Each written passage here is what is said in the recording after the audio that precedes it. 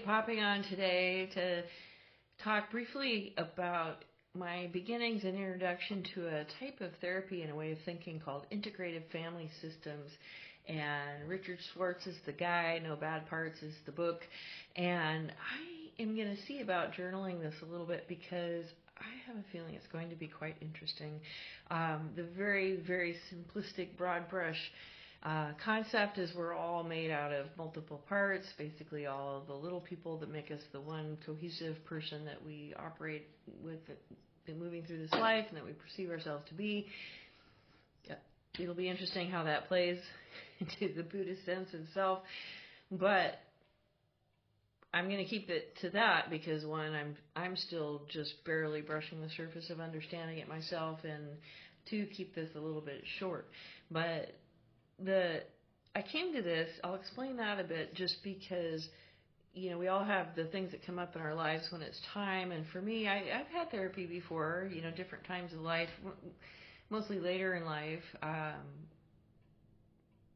Although, come to think of it, maybe less than I thought. I saw a psychiatrist in law school when I first had some really big struggles, but it was kind of your rubber stamp psychiatrist. Due respect to good psychiatrists out there, but kind of that guy who just sort of routine questions, routine responses, and threw me on an antidepressant, called it a day, and that's how I was medicated for the next 20 years, 50, I don't know, I'd have to think about it, but a long time, until I finally ran across a great nurse practitioner who's at the forefront of mental health and figured out the ADHD thing, thus the late diagnosis, and getting diagnosed a little after 40 with ADHD, and then starting the new journey of figuring that out. And so, God bless her.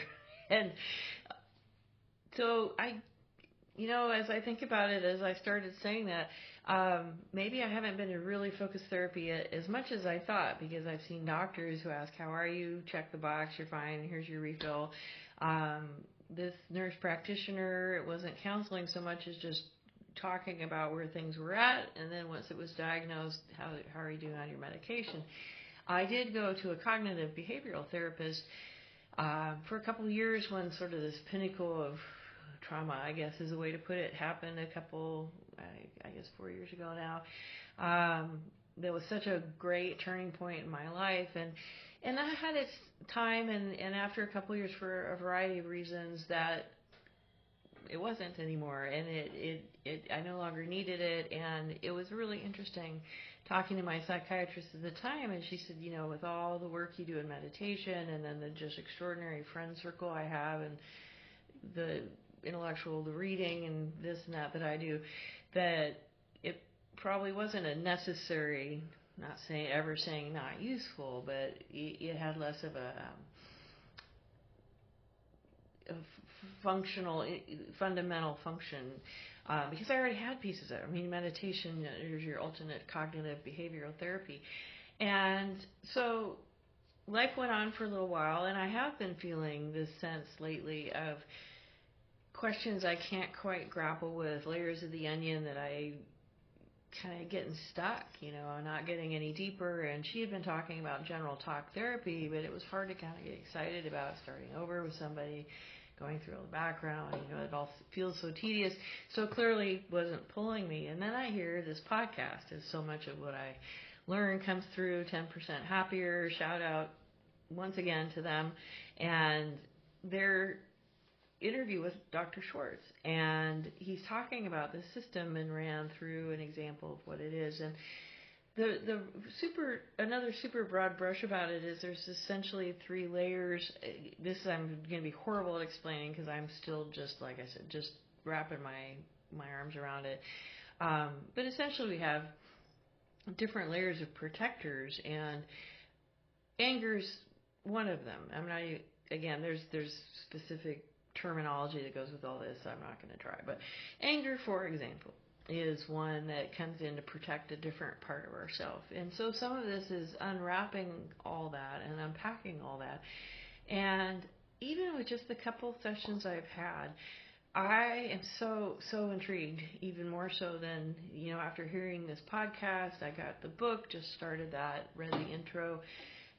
It's all the farther I've gotten, but I the concept I came on to talk about today was this thing about parts, because then I'm listening to another podcast on the way home today, and kind of a more typical conversation on if there's anger, what's underneath the anger. We have this visual of layers of onions, and you're getting deeper, and it's the jargon in meditation, it's the jargon in a lot of things.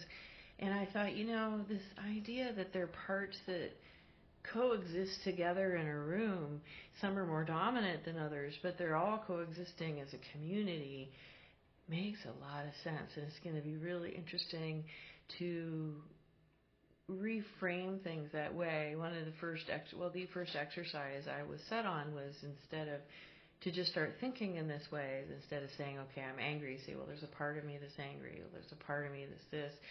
And I found that I probably had some roots to some of this. One, thanks to my coach, Rebecca, who had talked about sort of separating out the anxious mind, in this case, kind of the one always worrying or not good enough, and giving her a name. In this case, clearly to be stereotypical about it, coming from my mom, bless her heart. But she would give her a name and say, thanks, Beatrice, I appreciate you, I know you're trying to help, but I got this, it's okay. And that was kind of interesting, and it never 100% took off for me, but mostly out of not remembering to use it in the time. But it always was interesting, and I minded for some reason of a situation I'm in now with a friend, or former friend, however you want to put it. Somebody I was developing a good friendship with, and then realized some things about them that weren't so great, and so really I wouldn't call them a friend at this point. But we still operate in the same circles, and right now, this second, I'm having a hard time going to something where that person's going to be, because there's a lot of anxiety about it, and frustration, and self-consciousness, because I recognize some of this I just don't like some of who they are. Some of this is they trigger me in some ways, which is quite probably why they're in my life, so I can work through that and figure it out. That's the way these things go. But it just sort of dawned on me, listening to this thing, and the transition from, well, maybe instead of layers, it's this coexisting people in a room. It'd be kind of like that, wouldn't it? Learning to get to a point where I can be in a room with this person, and it's okay. It's not going to throw me off. It's not going to change my equilibrium. You're learning for all the parts to coexist and balance and recognize the role each one has. And the other interesting part I really like about this is this idea of respect for those parts. Like when we were in the last session, we actually walked through some of this, where the therapist would identify, well, I hear this part that's being analytical, or this part that's being sad, or, talk to that part and say, thank you, but do you mind stepping aside? I need you. Don't go away. You'll be back, but can you give me 10 minutes? And it feels incredibly silly, but it makes an incredible amount of sense. And I like that respect. You're not, it so fits in the Buddhist concept of not resisting, not clinging on, not clinging on to a result, that you're going to get rid of or bring in, resist what you don't like, cling to what you like, all as a form of clinging in one way or another, and attachment to a result, right? And giving these pieces the respect, these emotions, however that, in this lingo, the parts, it's making a lot of pieces feel like they're falling in place for me, and I just emotionally observing how it is to kind of think about things in this way, and it feels like it's going to be a really good thing. It's actually quite scary. And I suppose that's why they say you really do want to seek out a therapist for some of this work. Dr. Schwartz had said he hadn't written his book for decades because he was a little bit afraid of people messing with too much of this without guidance, sort of like using psychedelics or things. If you start allowing things out you're not prepared for, it really can be good to have a guide.